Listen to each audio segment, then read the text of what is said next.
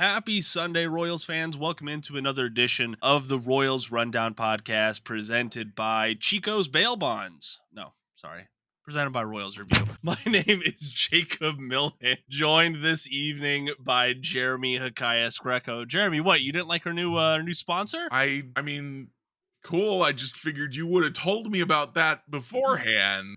No, don't you get the reference? No. It's the Bad News Bears. Right. Okay. That's their sponsor. That's the only reason why I brought That's it up. right. Okay. Let freedom ring, baby. And of course, that applies doubly on the 4th of July weekend. We're recording this on July 6th, just about 20 minutes after the final pitch between the Arizona Diamondbacks and the Kansas City Royals, which the Royals finally they won a series. They had a winning road trip. The boys in blue look okay away from Kauffman Stadium. It's just when they get back home that they can't put things together, apparently, Jeremy. Yeah, it's something weird for sure.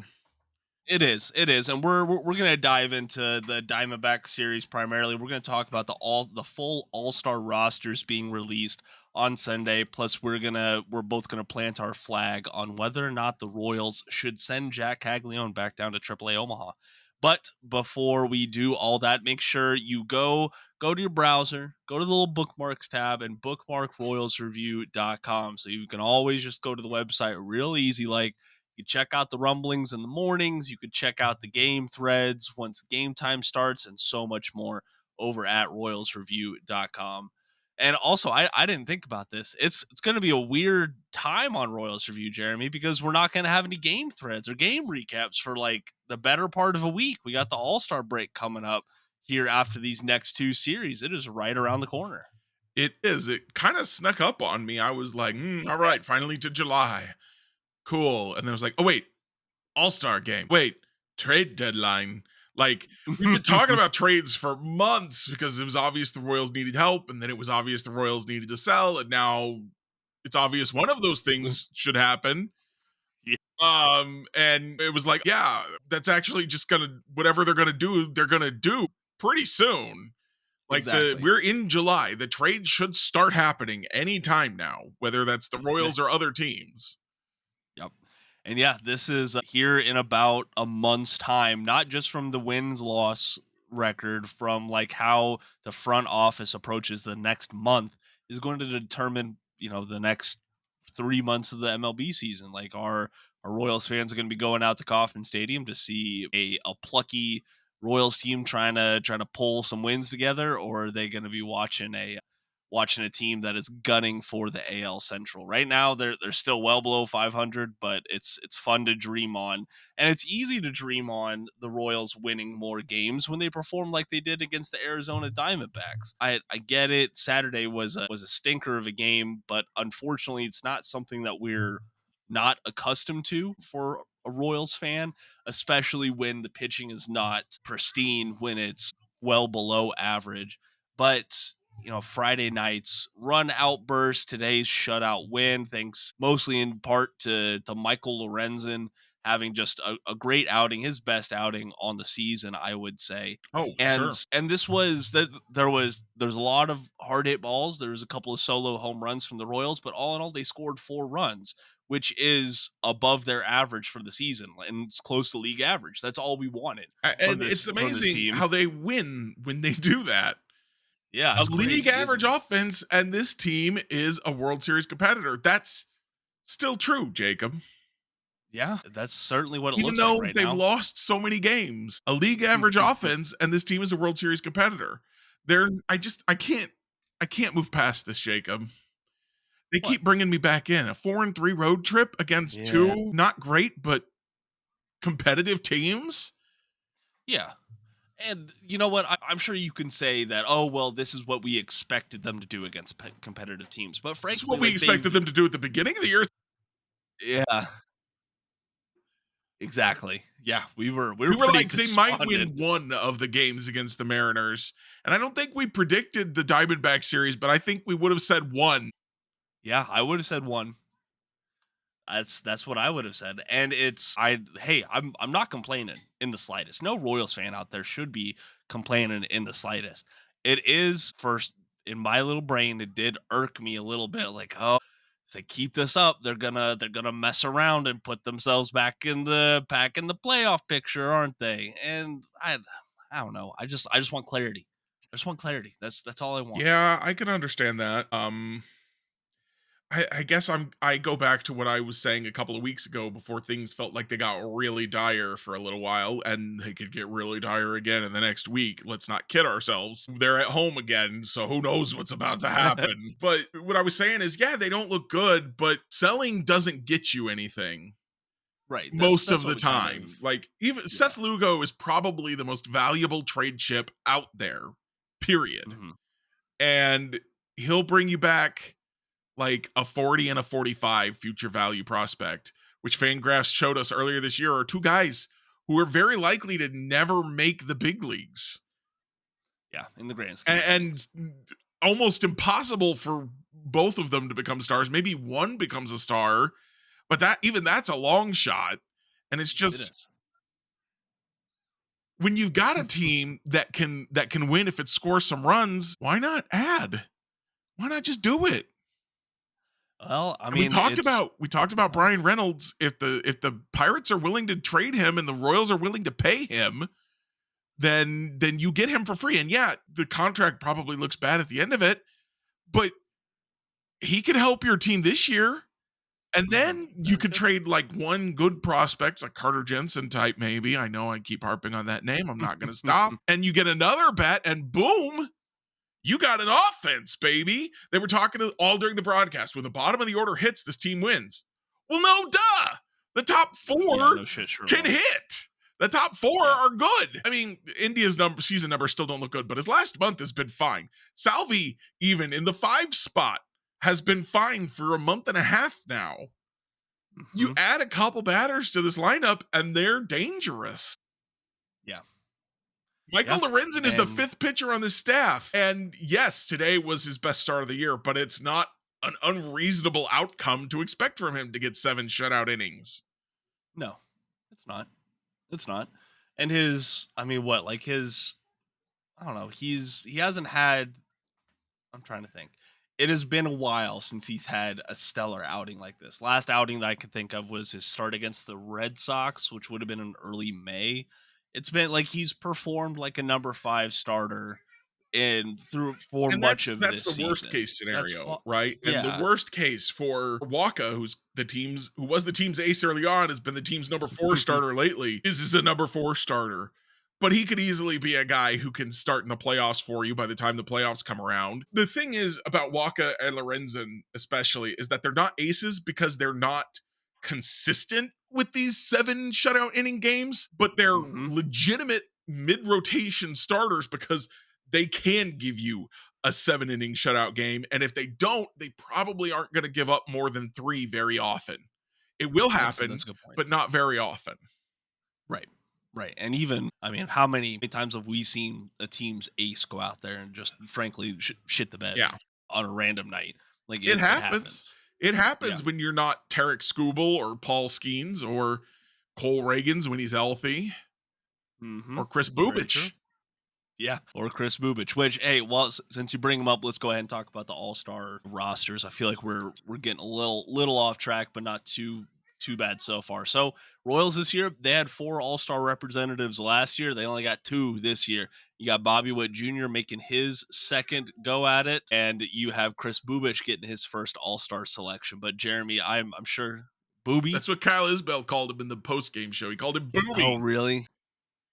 Dayton Moore is not a part of this team anymore, Jacob. No. The Royals are Kyle, sending boobies to the to Atlanta. All-Star game. Man, well, Kyle Isbell would magically not be in the lineup Monday night if Dayton Moore was Kyle still in Isbell's charge been of things. traded. Oops. Whoopsies. No, it's hey. The one Go thing ahead. I want to say about the Royals only sending 2 is that that's probably actually not true. Yeah. They have 2 to the initial roster, but Yes. some Thank guys you. will step out. Of note to me is Jess Chisholm Jr., who was selected to the All-Star team as a reserve, has been Hmm. allegedly dealing with a shoulder injury for 3 weeks. That sounds like maybe you shouldn't be playing an exhibition game with that kind of Agreed. issue. So Or then you need to Alex replace Bregman. him. Michael Garcia's got to be one of the first guys that they're ready to add to that roster, I would think. So then you got three. Seth Lugo and Yep. Carlos Estevez both have compelling arguments to be added as reserves. It's reasonable to me that neither of them were immediately selected. It's not reasonable to me that I think that's a huge snub that Michael Garcia wasn't selected. But it's reasonable to me if Lugo and Estevez miss out entirely. I also think they have arguments to be added as reserves. So we'll have to see what happens with the pitchers. But I do think Michael Garcia at least will be added as guys step away from the game for one reason or another. Agreed.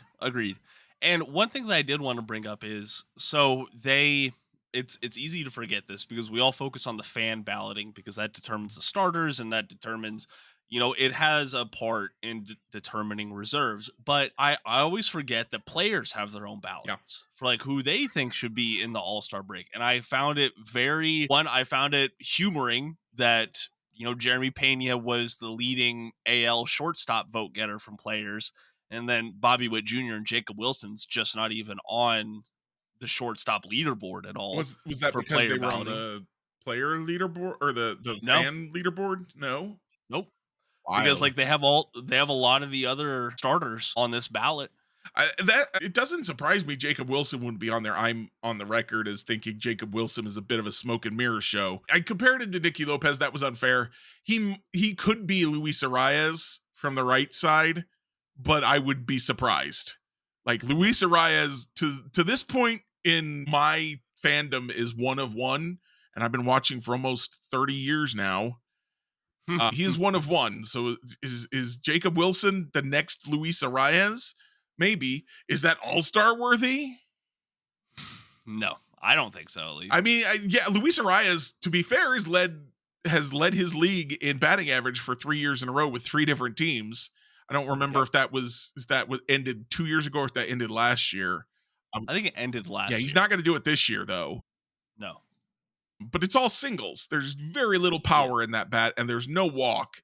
So there's a reason he did it with 3 different teams, Jacob. And that's because his value, while he has value, is not as high as it could be. So if you're a truly competitive team, you really would like to replace him with someone who hits for a little bit more power, even if they don't have a high as average. And I think Jacob Wilson, once that BABIP, which is still sky high, comes down, is going to be he's not going to be as impressive. And good for him for getting that all-star nod while he can, but I don't anyway. So I'm not surprised to see Jacob Wilson not get a lot of votes from the players because they see all that stuff at least as well as I do. Also, he's a rookie, so there's probably some element of learn, you got to pay your dues before we'll vote for you.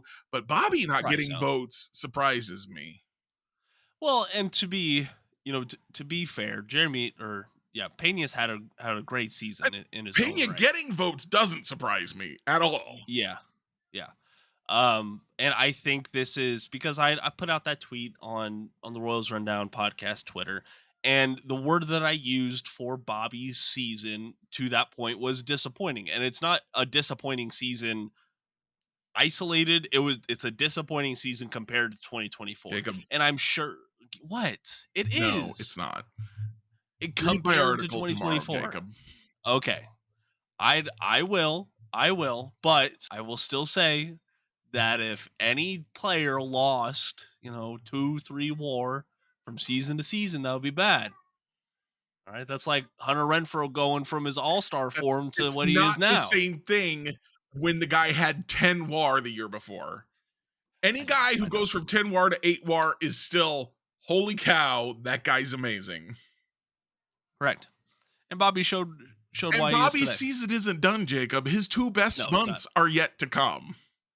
Yeah, and I do want to remind Royals fans of that. Is he going to have the same exact script that he had last year after he got snubbed for Gunnar Henderson getting the start in the AL All-Star side of things? And Bobby went on an absolute tear in July, August, and he's already heating up in July. I looked up the numbers for the article that comes out tomorrow. He's going. He is. So this is some good stuff. I'm excited to see what he could do. And go ahead. But let's talk about Bubich, unless you have more to say about Bobby Witt. No, I want to hear about Bubich. What you got? Booby is going for the first time. I'm not gonna do it. He's the first of all, I gotta say, I said very early on, I can't remember if it was 2019 or 2020, that Kris Bubic was going to be the best starter out of that group of the 2018 draftees. Lo and behold. And lo and behold, he's the only one with an all-star nod. So, Yep. like, I feel like I might have been right on that one, Jacob. I don't think there's any room for asking. Like Kris Bubic to this point has been the best out of that group. And the second thing I have to point out that I think is really interesting is that the Royals now have 5 all-star starting pitchers. When Cole Wow, Reagans that's comes off the injured true. list. Cole Reagans was an all-star last year. Seth Lugo was an all-star last year. Michael Wacha was an all-star in 2015. I don't remember when Lorenzen was an all-star, but he has been an all-star. 23. I think 23. 23? It was That like sounds fairly right, yeah. recently. Because it was that makes sense because that was the year he was doing so good for the Tigers, and then he got traded to the Phillies and pitched the no-hitter. Thought we might get a Yeah, no-hitter today. It was close. it was close. But yeah, so all 5 guys in the Royals rotation when Reagans is healthy, and we got an update today that was very positive on that front. All Yep. stars. Noah Cameron could, I mean, if he'd started the year in the rotation and he'd pitched the way that he has all season, I think he would be an all-star. If he pitches like this next year, he'll be an all-star. So the Royals could have 6 all-star starters on this roster right now. But yeah, so and none of those guys are like, it's not like Vida Blue when he came to become a Royal and he was pretty much Right. done as a competitive pitcher. These guys are all, they're not in the primes of their career, but they're still good pitchers. So that's, you want to hear about how good this pitching is. That's how good this pitching is. Yep. Yeah, exactly. And it has, I wouldn't be surprised to see Noah Cameron on like the all rookie team. However they play that out at the end of the year, because he's just been that good for the time that he's been up in Kansas City. And yeah, we'll get to some of those the injury updates later on in the show.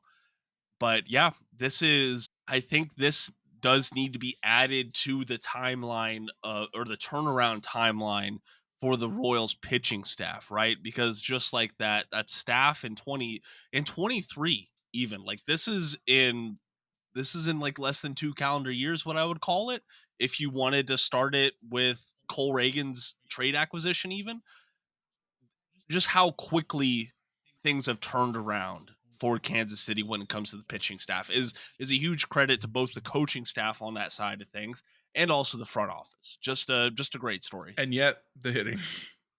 Yep, and yet the hitting. And again, the issue for me is not just that the hitting is bad, it's that guys seem to get to KC and get worse. The opposite of the pitching. That's the highlight. That's the big blinking neon sign is Jonathan India came to Kansas City and he got worse. And you can tell me that it's harder to hit home runs in Kauffman Stadium, and I'll tell you that it's easier to hit everything else in Kauffman Stadium. Yep. To the point that it's a hitter-friendly ballpark. It's called a pitcher-friendly park. It is not. It is a hitter-friendly park. I do a couple of numbers that one number that I wanted to talk about, because last time we spoke about the hitting side of things, I brought up the Texas Rangers. Do you remember that? They're the ones who fired their hitting coach earlier on the season, and how things, well, now you go and look at the standings, and the Texas Rangers are 3.5 games out of wild card spot, and they're 44 and 45, and they are scoring much better. Yeah. If that makes sense. So just food for thought if y'all are still having that debate. I've kind of moved on. If they haven't fired him now, they're not going to anytime soon because they're hitting better. Yeah. Dead cat bounce has occurred. Yep. So it was going to come eventually, and at least when it came this go around, it resulted in a winning road trip for the Royals, which, once again, one of the few teams in the league that don't have a winning record either at home or on the road. Like they just can't get it done either way.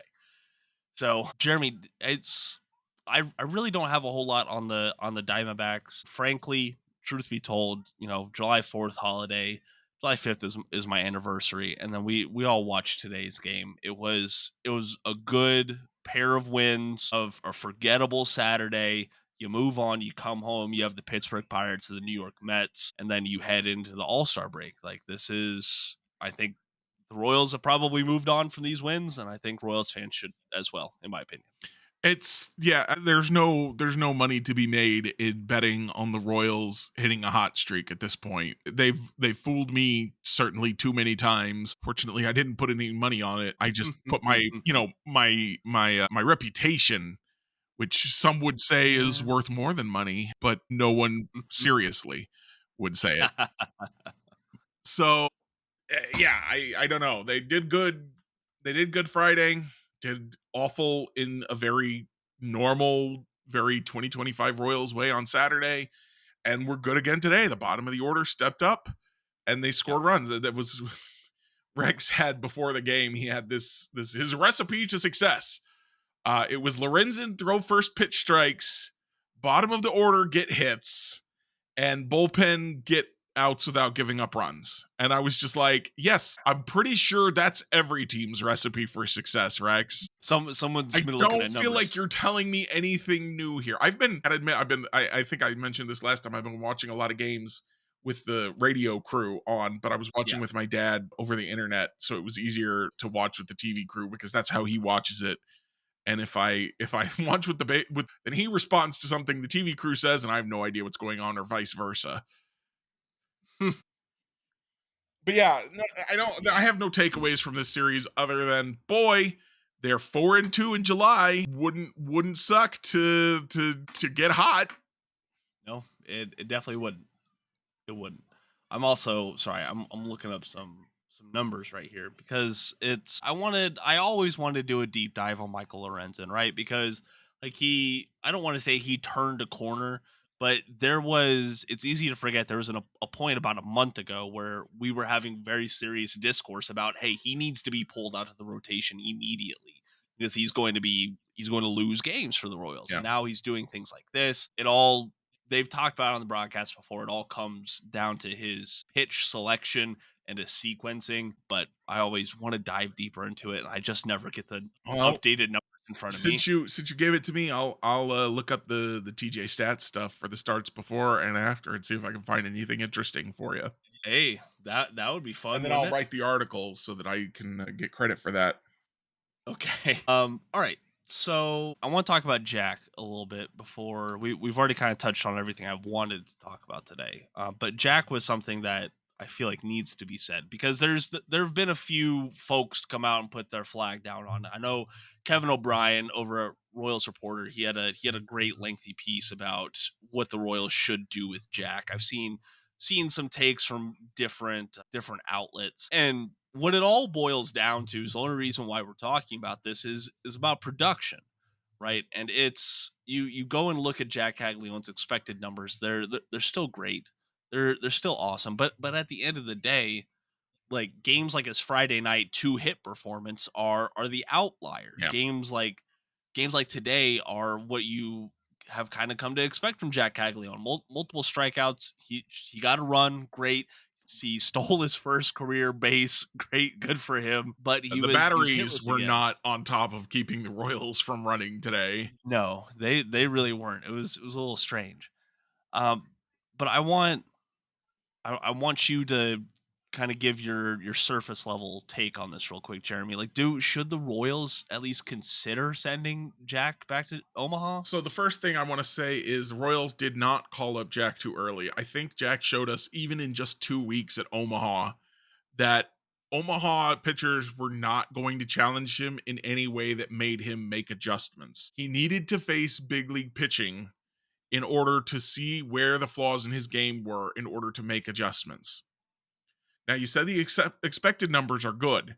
So perhaps the adjustments are not as drastic as they would seem to be if you just looked at the top level numbers. But adjustments do need to be made. We've seen him take some awful swings at some breaking stuff and some off speed stuff out of the strike zone.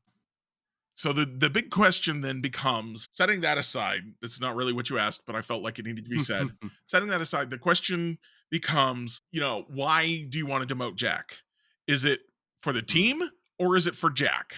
If it's for the team, you don't do it. Because if, as Seren Petro says all the time, if not him, then who?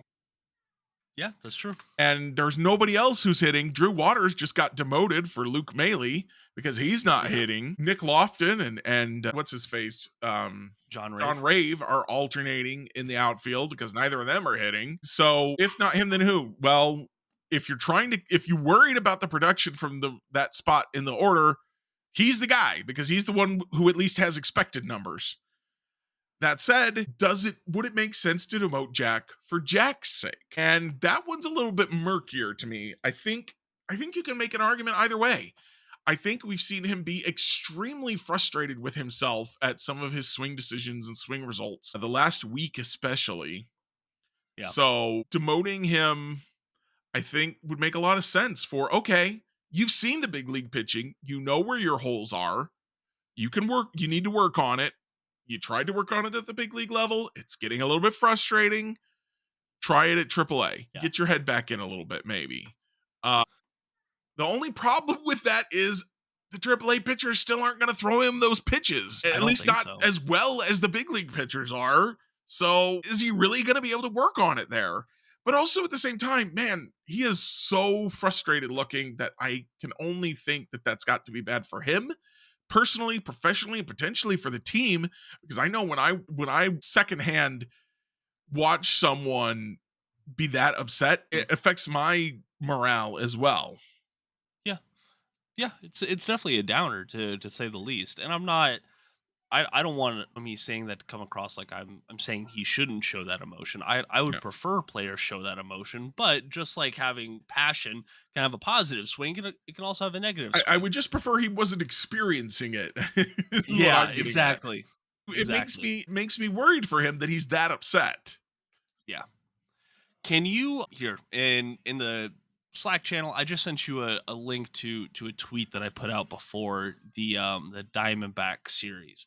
So I bring it up every now and then because I write for them as well. It's a site called Pitcher List, and they're much more numbers forward. Their Process Plus number is something that won some awards this past year at Sabre. It's great stuff, and it shows ones that I like for Jack Caglione are things like swing aggression, pitch hitability, and strike zone judgment, right? Because like those are a part of the process, right? And they're measuring things on a pitch by pitch basis, not just a batted ball, not things like that. They're looking at a pitch by pitch basis. And if you go and you look at those numbers for Jack Caglione, they're some of the worst. I'm not saying they're some of the worst in the league. They are the worst in the league. His strike zone judgment in like he kind of peaked in late June, and since then it's gone from above league average to down about the 7th percentile. And he sets the floor for pitch hitability that he faces. Like if you go look at his chart, it goes down by percentile, and it's like 10th percentile, about an inch of space, and then Jack Caglione's season average. Like it's pretty bad. Now his pitch hitability is getting better. It's trending in the right direction, but it's still like these aren't marginal issues. Yeah. Is what I'm trying to say. These are big issues. And whether it be for just Jack being able to go back to Omaha, taking the lessons that he's learned at the big league level and focusing on one or two things rather than trying to focus on being an everyday player, then that might be beneficial. But I also feel like we have said that for other players, and it just hasn't worked out like that. Now were those other players as talented or had the same ceiling as Jack Caglione? Arguably not. But if it's tough to see Jack going through this on a night in, night out basis on the big league roster. And I'm not saying it's a lineup construction thing fully, but I don't know if he is in a favorable spot most of the time. Absolutely not. Yeah, like I don't know how else to say it. Yeah. It's So just not good. So looking at these graphs, the first thought I have, Jacob, tell me if you've ever experienced this. I'll admit right up front, I've experienced this many times. You're playing a video game. Mm-hmm. You're doing pretty good. You feel like you're playing something competitive, especially. You feel like you're doing pretty good. You're making good choices. You're having some good results. Everything's going great. Yeah. Then you're still making good choices, but the results aren't there. Right. You start to press a little bit. And then you start making some bad choices. And then you just kind of snowball from there until you started off playing well and doing well, and then the results started going away, and you just got more and more frustrated. And I call that going on tilt. I think I'm not the only one who calls it that, but that's also what I call it. Getting tilted. You ever get tilted, Jacob? Yeah, I know what you're talking about. Yeah. Jack looks like he's getting tilted right now. His swing choices are getting worse and worse and worse. And I think that's a reasonable human thing. It's also, you know what I do when I get tilted, Jacob? I quit. Call it a day. Say it's time to go do something else. This is not going to get better while I keep bashing my head against this. My emotions are out of control. I am not making good choices anymore. He kind of looks like he's going up there ready to swing at every dang pitch he sees, which was the thing he was not doing in the minor leagues. There was concerns about the chase rate, but he also was willing to watch pitches. He's not watching many anymore. It doesn't feel like it. So I think Jack might be tilted. And if I know, so looking at those stats, I'm convinced now. You've convinced me it's time to demote him. I was kind of leaning that direction, but now I'm fully convinced, because even if there's nothing, even if he can't learn anything in Omaha necessarily, you got to get him off tilt before he can learn anything in the big leagues. Yeah, there you go. I agree with that. And it's also with power hitters, there is going to be like those windows, right? Those weak spots. And the great power hitters, they don't have as large of weak spots. Could Jack Caglione be a great power hitter at the major league level? Yes, I'm expecting him to at some point. But pitchers are going to continue exploiting his weak spots if they're so large. So, try to shrink down that margin for error up there in Omaha. I think that would serve both the Royals and Caglione well in the long run. And who knows, it might serve them well later on this season. You know who got demoted early in his major league career? I mean, a few. Mike Trout. Who are you thinking of? Yeah, that's true. I didn't think about that.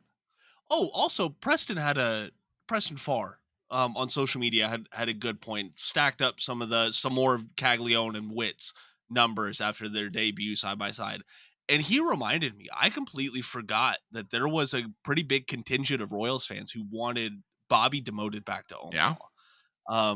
So, and that process won out, obviously, but I'm not saying that Bobby's rookie year was exactly the best in his career. No, it's easily his worst season so far. Yeah. It's just like Mike Trout's rookie season was his worst so far, and Aaron Judge's rookie season was his worst so far. A lot of guys they have to adjust. It's perfectly reasonable. And listen, if the Royals think they can figure out how to get Jack off tilt without demoting him, go for it. That's the way I know how to get him off tilt, or what I hope would get him off tilt. I don't actually know anything about getting him off tilt. Because obviously the answer is not go home and stop playing baseball at all for a week and come back and try again. That wouldn't work. So, which is what I would do if I was really struggling in a video game like that. But yeah, so that's the key, is to get his head on straight. And that, Jacob, is the thing that we've been complaining about Alex Zumwalt all season long, since last season. In some ways, it's David Lesky, I think, put it as every hitter goes through slumps. The one thing a hitting coach is supposed to be able to help you do is to shorten those slumps. The slumps don't get shortened in Kansas City. They kind of get prolonged. Yeah. I mean, that's certainly what it seems like. Now, maybe Alex Zumwalt is the best hitting coach in the world, and these guys all suck. I guess it's possible. It is. But Ryan O'Hearn and Brent Rooker are both all-stars. Yeah. After leaving Kansas City. Now, I don't think Ryan O'Hearn ever worked with Alex Zumwalt as his hitting coach. Not as his primary, but Zumwalt was still in the system at the end, was a very, I would say, loud voice. So hitters come to Kansas City, they get worse. Hitters leave Kansas City, they get better. Yeah. even while all the other hitters in Baltimore are getting worse. Yeah, somehow. Also, one other feather for listeners out there to put in your cap in this Jack debate: his hard hit rate has gone down Yeah. this month. Yeah, Like because he's he's not swinging at everything now. right. Like I'm not saying it's what's it called. Early on, when he was promoted, he was getting hard hit balls despite a poor process. Now we're at the point where the poor process is so poor I that don't think it was despite a poor process, because I think the process has gotten worse. I think the process was sufficient. It wasn't good enough, but I guess what I take issue with is poor process to me is like, man, you just don't know what you're doing. yeah. And that's certainly what he looks like now, but I feel like even if his process wasn't perfect when he got called up, it was so much better than this, that to say, well, the poor process has caught up to him is not quite right. Okay. That's yeah. Thank you for putting that a lot better. All right. What do you say we get to some of these injury updates? We got a Yeah. handful we got to talk about. Well, number Is one Hunter Harvey today. still alive? Does anyone know? I will say so. Let's go and start off with Hunter Harvey. He threw off the mound at the end of June. What? Yeah, I know. He is progressing. Now, just how quick that progress is far from what we want it to be. Expected return is still listed as August. That last update was on July 4th. Michael Massey is one that I do want to talk about. So his expected return is listed as post All-Star break, not a specific month, not a week, but post All-Star break. So hopefully he'll be back then. He's dealing with a bevy of things. He was scratched from the Omaha lineup with an illness. He got hit by a pitch on his right wrist and was dealing with that. And that's all discounting what he landed on the IL with, which was a left ankle sprain. So he was getting beat up there in Omaha. And so they returned him and are still reevaluating him. Now it was irking me to death when they announced that he got returned for reevaluation. Is the Royals fans out there saying like, "Oh, well they just don't know what to do it. Like they don't know where to put him." Like no, the guy's not rehabbing right now. He's can't rehab successfully if he's hurt from other things. They just pulled him back. It's okay. You mentioned Cole Reagans. We got some good news there. Andy Rogers reported his reevaluation at the beginning of this month went well. He is expected to begin throwing again on July 7th, so Monday in Kansas City, but his progression will be slow. So I don't know. Maybe do we see him come back right after the All-Star break festivities? I don't think that's that crazy, but we might see him back You before might see him August. start rehab after that. Thank you. Thank you. He is not going to be back in the big leagues immediately after No, the All-Star break.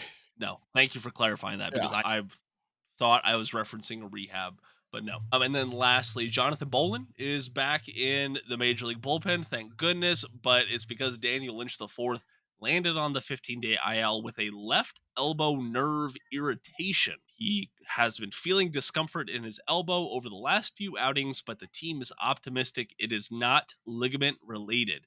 He will be reevaluated on July 7th in Kansas City to determine the severity and next steps. So that one's out of all those updates, that's definitely the most open-ended one. Yeah.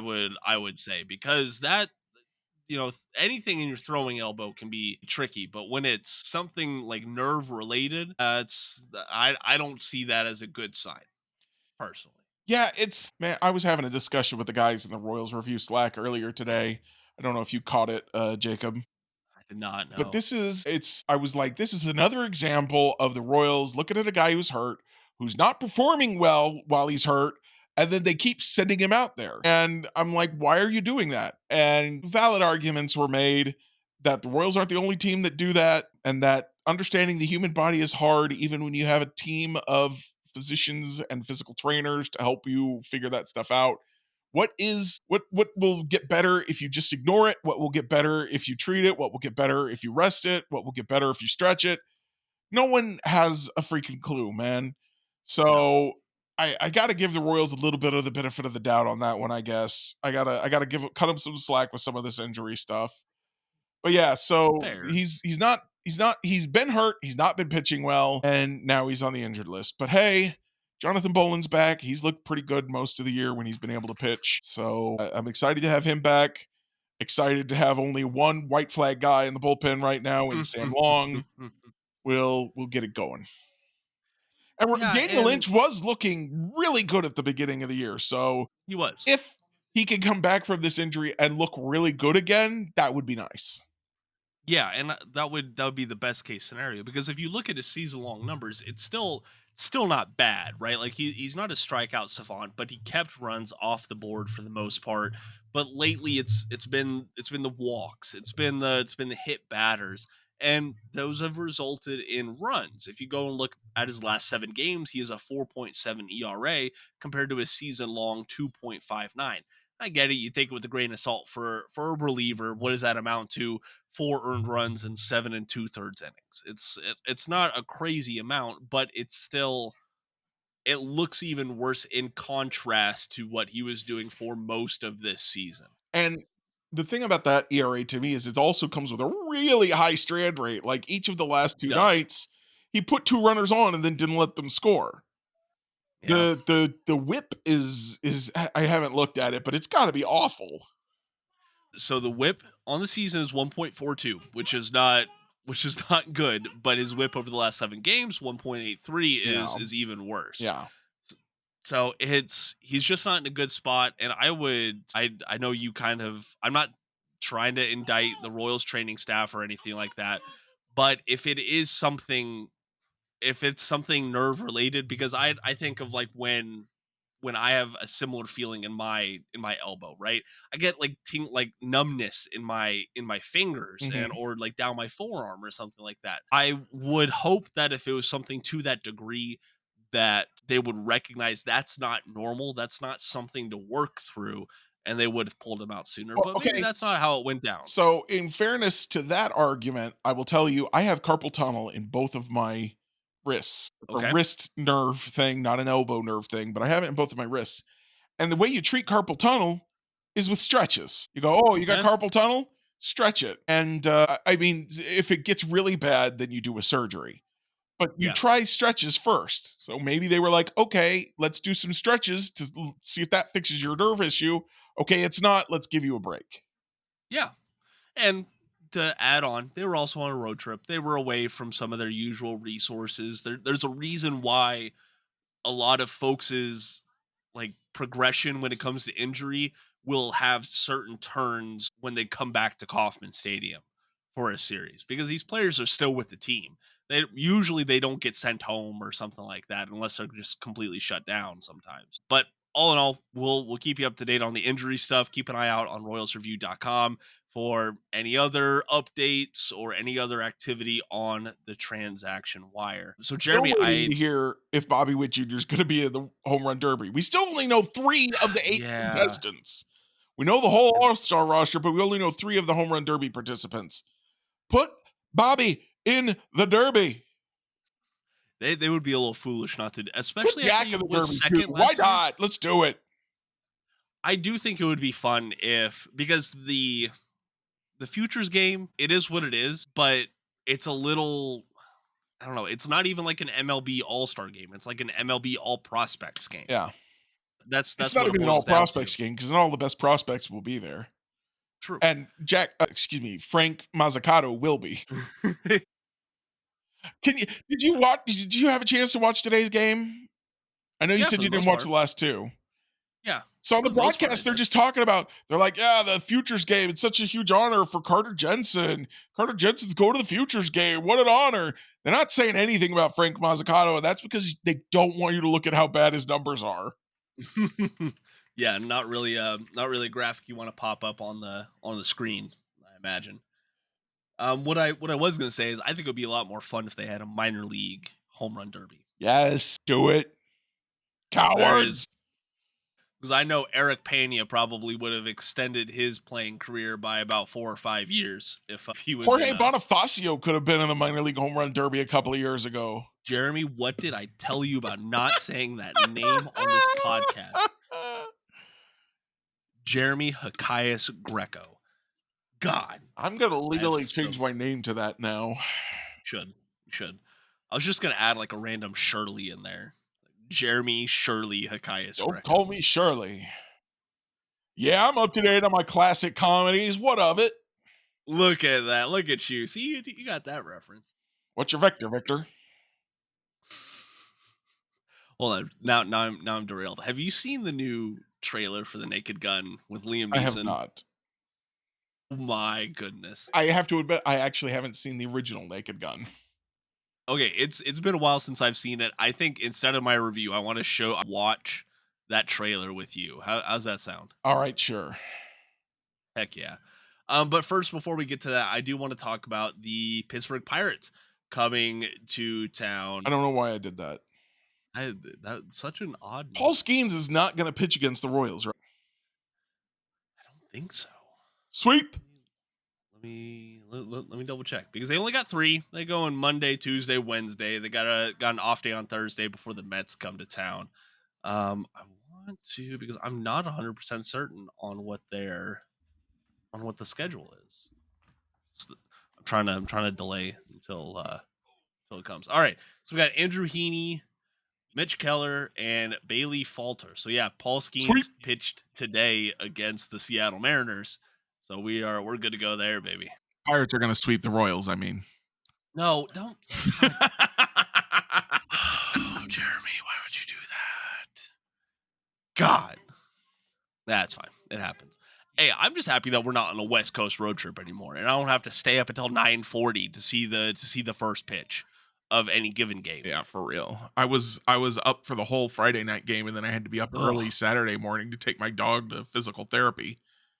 Gross. But the Pirates, they were on a heater against the Mets. They scored at least 9 runs in each of their 3 games against the Mets. They kind of stumbled since then. They had a 7-0 win over the St. Louis Cardinals on Monday, but since then they've gone 2-2, scoring 6 runs across 4 games. So that's much more in the Royals' wheelhouse, I would say. Right now they're sitting at 38-52. They're dead last in the NL Central, 15.5 games back of things. Their starting pitching has arguably been their strength as well, not to the same degree as the Kansas City Royals. That lineup has been streaky at best. Only hitter I can think of in their lineup that scares me even a little bit, and I may be forgetting someone, but the only one I can think of is O'Neal Cruz. Yeah. Do they have another hitter worth thinking about? Truth be told, Andrew McCutchen in the year 2025 is their best pitcher according to OPS Plus at 105. Best hitter. You said pitcher. Oh, sorry, I meant best hitter. Is McCutchen pitching now? I missed that. I know Joey Gallo said he was going to. I haven't heard anything about it since. Makes me think that's not going well. Yeah, probably. Kind of like when Brett Phillips said he was going to go pitch. Brett Phillips looked really good. I'm kind of surprised he hasn't caught on with a big league team. Well, just the pool of players is so much bigger, Sure. But yeah, it's what's it called? The Pirates have a good 3-headed crew at the top of the rotation. Skeens, Keller, and Heaney. Falter's come on in his own right, but thankfully the Royals will miss Paul Skeens. You get Keller, Heaney, and Falter. If we see the Royals that we saw against the Arizona Diamondbacks, I would pick them to win any series, no matter the competition at this point. Like that's what I trust. But you have to look at the entire season. And I don't know if the Royals can win this series at home, unfortunately. I still think that the Pirates have to be bad enough at the plate that the Royals win 2 out of 3. But the Royals have shown most of this year that they cannot hit at home after doing the exact opposite for much of 2024 and having success. I'm saying that they're going to go 2-3. That's my optimistic brain. 2, they're going to win 2 out of 3. Golly, this is why we don't do late podcasts, Jeremy. My main is mush. My brain is mush. Not the sharpest podcast, but I think they're going to win 2 out of 3 against the Pirates. What say you? What I will say, Jacob, is that if the Royals want to put themselves back in the playoff hunt, because they're still, I think, on the outside looking into the hunt. They are. They have to take 2 out of 3. Yeah. I have no idea what they're going to do. They could take 2 out of 3, and I wouldn't be too surprised. They could lose 2 out of 3, and I would be, I guess I expect them to lose 2 out of 3 because they're at home, and they've just played so poorly at home. But they could also get swept, and I wouldn't be surprised. If they swept the Pirates, I would go, okay, the hot streak has arrived. Agreed. But, and that would put them at what, 7-3? If they beat the Pirates, they would be 7-3 out of their last 10. Pretty That's good. Hot. Pretty hot. Yeah. So we'll see what happens. I guess I'm predicting 2 out of 3, but or 1 out of 3, but I can't guess where it might go if it's not that. Yeah. And call it foolish hope from a winning road trip. But I'm very hopeful that the Royals have another series win. They take some of this momentum that they had down in Arizona, bring it back home. If not just for getting more wins in the win-loss column, but for trying to re-energize the fan base a little bit. Because this, I'm so, the past 2 months in Kauffman Stadium have just been they've been stinkers. So I'm not saying go out to Kauffman Stadium and expect fireworks. The Pirates are also one of the worst run-scoring teams in Major League Baseball. Plus, the 4th of July is over. The fireworks should be done. Yeah, they should be. I don't know. They do weird things in Missouri with fireworks year round. You're not wrong. I'm out here in Virginia. We can't be doing stuff all year round with fireworks. But all in all, I'm predicting the Royals win 2 out of 3 against the Pirates and go into a big series against the New York Mets and look to at that point, are you hoping to get back above 500 or back at 500? If they lose 2 out of 3 to the Pirates, it almost doesn't matter what they do against the Mets. Yeah, that's a good point. Next week is big, folks, and I would love to hear from y'all in the Spotify comments. What do you think the Royals are going to do against the Pirates and in turn against the Mets? And how confident are you feeling after this West Coast road trip that the Royals saw a winning record on? Leave us a note in the comments, or you can reach out to us on social media. Alrighty, Jeremy, anything else to touch on? Yeah, I actually have a couple things. First, I want to shout out Nick Lofton, who they thought shaved his beard on the broadcast because of superstition. And then Joel Goldberg revealed, no, he just slipped while he was trimming it and realized he needed to start it over. I don't know if you're going to end up sharing any video from this podcast today, but anyone who sees this may notice I'm lacking a mustache. I was trimming my mustache and slipped and decided I had to take it off and start over again. So Nick Lofton, he and I are the same now. I'm just as good an MLB hitter as he is. So that's exciting for me and not so much for him. And then the second thing, Jacob, I wanted to bring up is that a week away from the MLB draft, yes, with the Nationals picking number 1 overall, they have fired their general manager / president of baseball operations and their team manager. Man, what a time to be alive. What a disaster in Washington. It's just been all downhill since that World Series championship for them, unfortunately.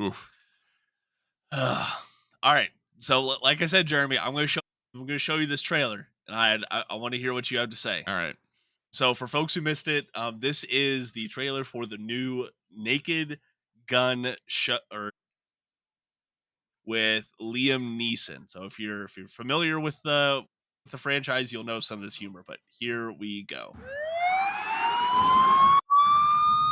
Thanks. Once you kill a man for revenge, there's no going back. A voice in your head sang over and over, "That was awesome." Who are you? Drebin. Detective Frank Drebin. Thanks. Police Squad has always been the elite of the elite. Hi, Daddy. It's me, Frank Jr. Love you. Hey, Dad. Boy, do I miss you.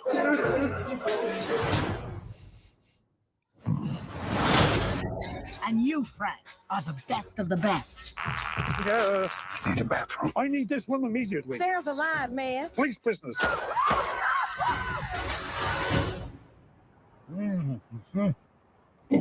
Oh, I'm gonna ruin another suit. Over here, Lieutenant. I think someone murdered my brother. Please, take a chair. Thank you. I'll find them. This is what I do. Says you served 20 years for man's laughter. You mean manslaughter? Must have been quite the joke. They're going to shut down police squad if you do not solve That's this. Spirit Halloween. By the book. Show a little respect. Why? Who's going to arrest me? Other cops? Yes. Is she serious? Is he serious? No. Seems Mr. Drebin might be more of a problem than we thought. I want you to keep an eye on him. This oven is disgusting.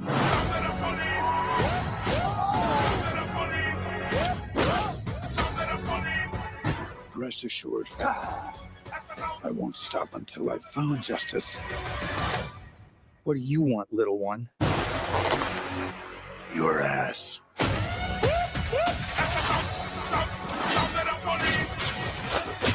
Nobody messes with the police squad. We've upgraded your car with the most advanced crime-fighting tech. Drive forward 30 feet. Pretty smooth. Oh! This place is falling apart. Well, What do you think, Jeremy? Huh? I don't know, man. There's a reason I haven't watched the original. It's not really my style of humor, but there were some funny moments in it. But also, I know from experience that watching a trailer like that, I'll be like, yeah, there's some funny moments in that trailer. I bet there's lots of funny moments in the movie. And then I watch the movie and I'm like, all the moments that I thought were funny were in the trailer. That is correct. That is correct. So that if y'all have missed the news on that movie, it comes out in less than a month. It comes out the first week of August. So Lots of people are very excited for it. Yeah, And I I hope like you it. and they enjoy it. Well, thank you, Jeremy. What is your review on this week? So I watched a movie this week. Okay. There's a new movie on Amazon Prime called Heads of State. Oh yeah, with John Cena and Idris Elba. Okay. And so John Cena plays the president. Idris Elba is the prime minister of England, and they survive an assassination attempt and are stuck out in the middle of nowhere trying to figure out how to get back to civilization and safety without tipping off whoever is trying to assassinate them. And there must be an inside job because we were attacked on Air Force One.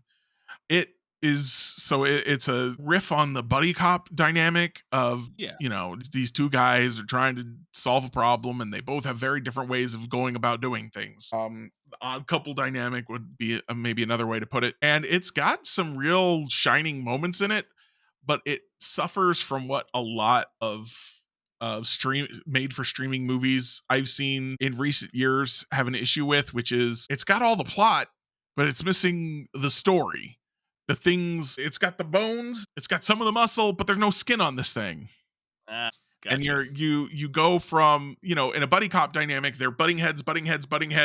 Okay, now we're a team, and then they gradually gain respect for each other. And at the end, they use each other's strengths to succeed as a team. And this one, they're butting heads. They just like each other. And there's nothing to there's misses that foreshadowing of they butt heads because they do things in these different ways. But it turns out that doing things in different ways is what makes them actually such a good team. They just are now we're at the end of the movie, so we're good at fighting the bad guys now. There's no moment of, this thing that I was annoyed by is actually useful in this circumstance. That really makes you feel I've watched something happen. Instead, it's just or I've watched a story occur. I've watched people grow. It's just, that was a movie that happened. And it was fun. I enjoyed it, but it really feels like it could have been a lot better. Okay. So Especially I still think Deep Cover is a much better movie if you're looking to watch Amazon Prime comedy right now, action comedy. Yeah, I couldn't agree more on that. So, okay. Have you seen either of them, Jacob? I saw Deep Cover Okay. after you reviewed it, and I enjoyed it. I haven't seen Heads of State yet, and it's not an indictment on John Cena or Elba right now in this point of their careers, but they both feel very much in this season where if you watch a movie of theirs, it's going to be mildly entertaining. and it's gonna be very, as the kids say, mid. It's gonna be okay. It's gonna be nothing Well, great. thanks for warning me about that before I watched Heads of State, because I was like, John Cena and Idris Elba, I'm in. Yeah, no, and I don't know what it is. I think they're just getting typecast really bad, and there'll be a course correction. I recommended Patrick H. Willems before as a YouTuber, and he's got a whole video on Ryan Reynolds and The Rock both turning in a bunch of mid movies because they don't want to take any risks because they're all about their brand. Ryan Reynolds has his advertising company, his gin, his mobile company. The Rock has tequila and I think a couple other things. So they're a brand more than they're actors anymore.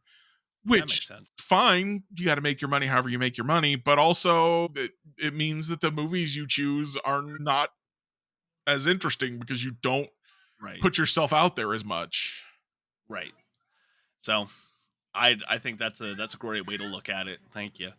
So yeah, it's always, if you want to go find something good to watch, go load up Apple TV Plus.